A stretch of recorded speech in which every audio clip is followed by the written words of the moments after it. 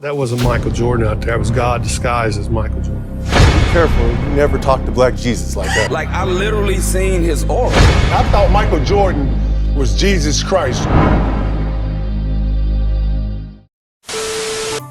Wait a minute.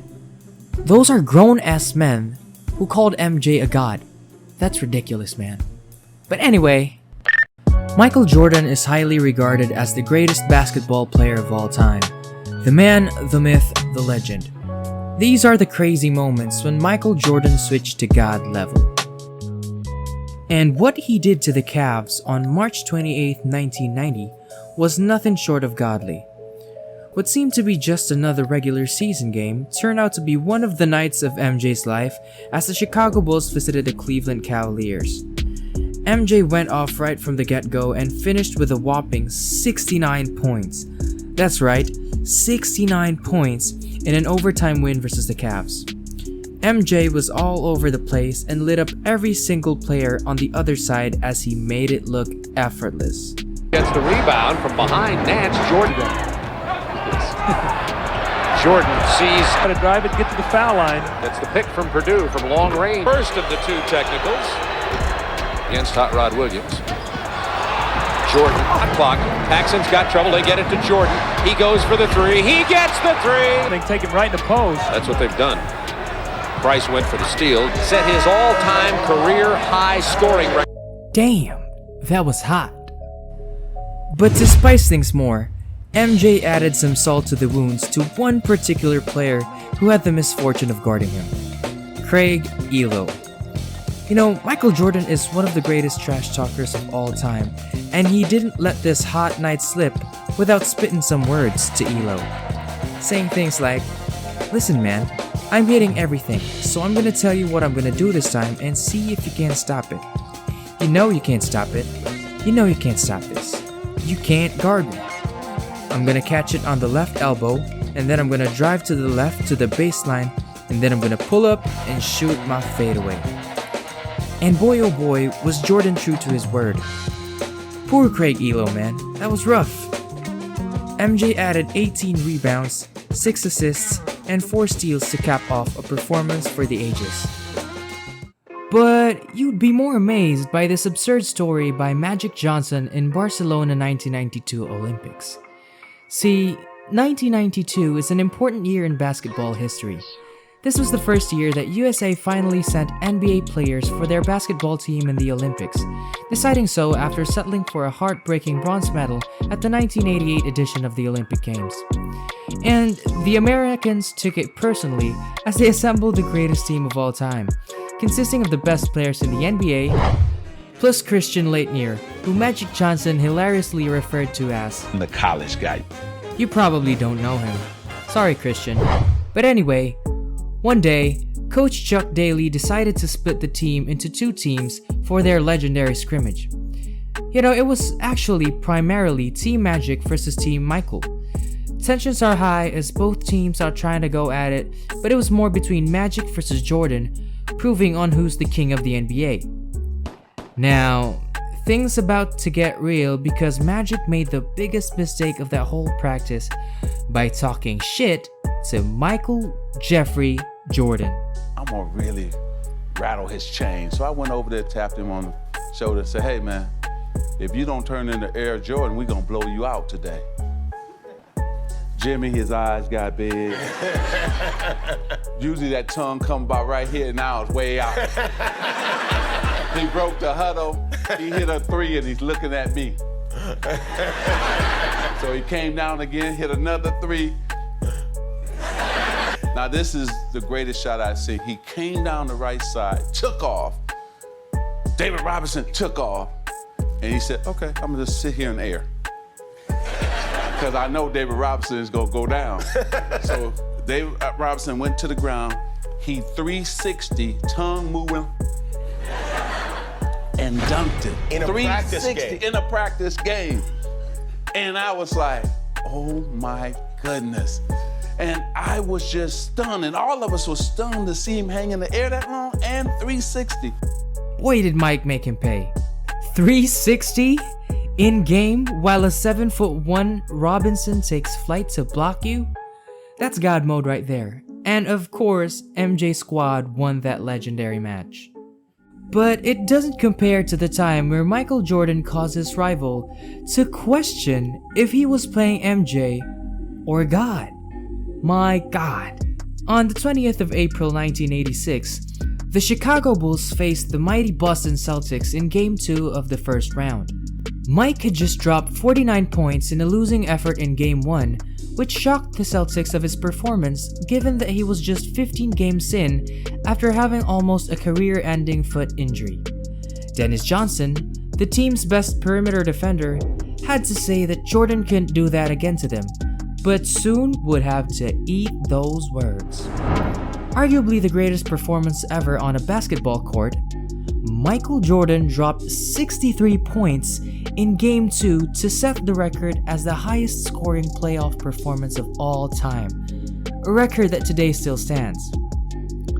This performance stands out more because the 1986 Celtics was one of the greatest teams of all time, if not the greatest.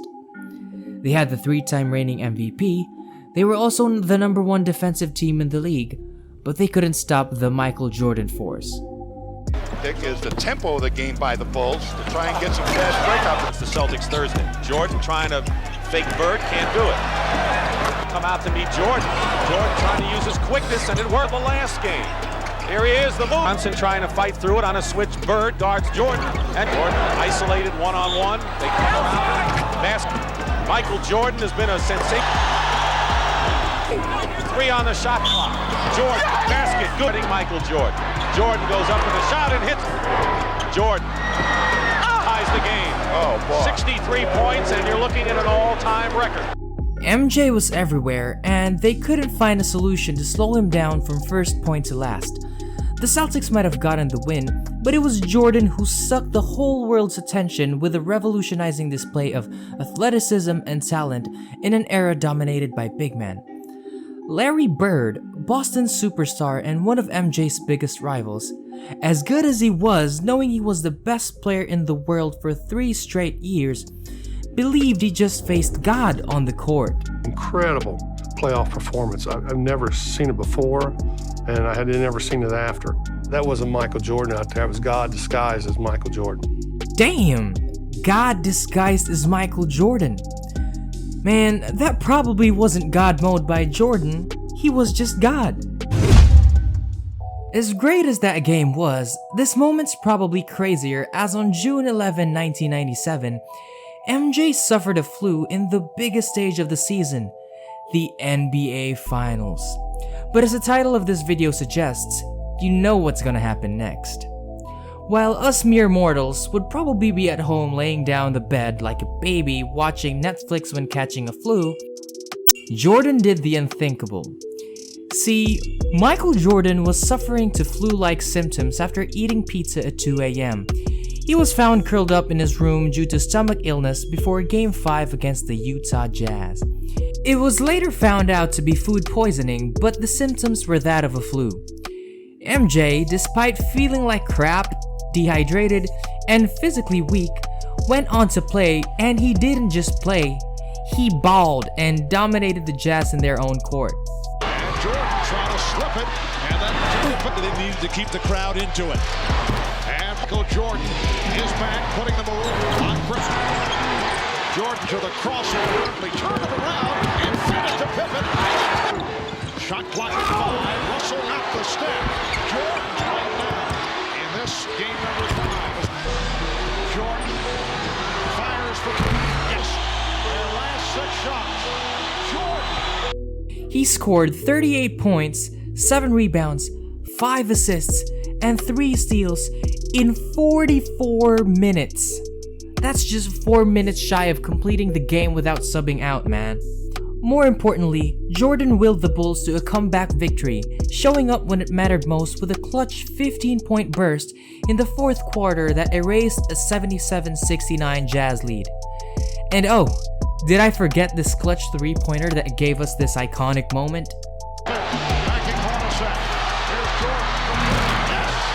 Michael Jordan from straight away. Double team Scotty down low and leaving Michael Jordan. He knocks down this 3, gives him the huge lead, Michael Jordan sucking air, got the back massage from Scottie Pippen. Jordan, after the game, said, "It's all about desire. You just got to come out here and do what you got to do.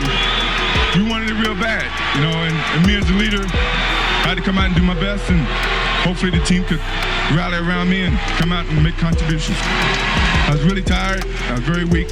At halftime, I told Phil that use me in spurts, but I mean, somehow I found the energy. Just stay strong. I wanted it really bad."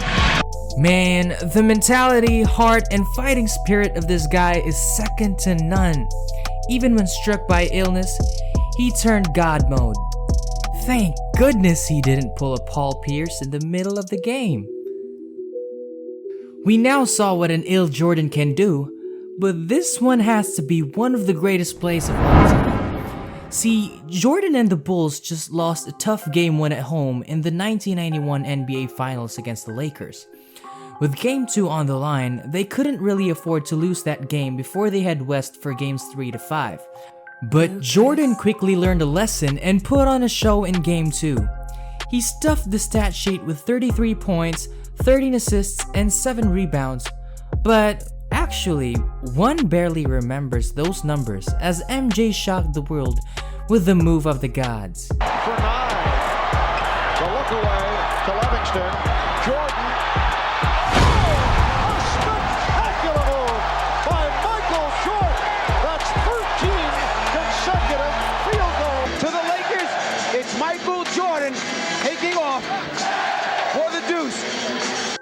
Damn, he defied gravity in this one. An iconic move by the most iconic player in history, called by an iconic commentator with an iconic line. It doesn't get better than that. Or probably not, as this next Jordan moment counts as one of the most savage ever. What he did to this dude is just pure madness. And so it was the 1992 NBA Finals. The Bulls just reached the finals once again to defend their throne against the Portland Trail Blazers. Michael Jordan was having the time of his life as the king of the NBA, and that season he solidified that status by winning his 3rd MVP. And rightfully so, he faced the first runner-up in MVP voting in this series, in Clyde Drexler. You know, this series was hyped as MJ and the Glide were the 2 best players in the NBA. Plus, bonus, they played the same position. Comparisons started to arise, and boy was MJ offended. Me being compared to him, I took offense to that. When MJ sees the media or anyone messing with him, he's gonna give it to you and rub it to you. One department where Clyde was better than MJ was 3-point shooting, and when asked about it, MJ responded, "Clyde is a better 3-point shooter than I choose to be." Damn, that line is so cold and arrogant that it just made the eventual moment iconic. He had a mission to set the record straight immediately in Game 1. And he did. And Chicago 2. Michael Jordan. Here's Pippen. Setting up Jordan. Wide open for Blazers get back. Pippen back for Jordan again. That time he passed it up. And hits that shot. Jordan eluding Robinson. They match up once again. Here's Jordan to the fake. Jordan for 3. Eluding Ainge. Jordan for 3. Yes! Mike started to rain 3 after 3 after 3 and torched Drexler and the Blazers to send a statement to everyone, who's the best? He dropped a record 6 threes and scored a league record 35 points in a half. And to top it all off, this happened. Here's Jordan for 3. Yes! She can say other than the man feels it and lets us know. Sheesh! A reaction so cold, a lot of NBA players copied it.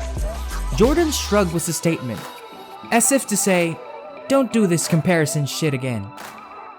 It was one of those God mode nights that the basketball world will remember forever. What do you guys think of the list? Is there something I missed? Or is MJ God of basketball? Share your thoughts in the comments below. Leave a like and subscribe to the channel for all things basketball. See you on the next one.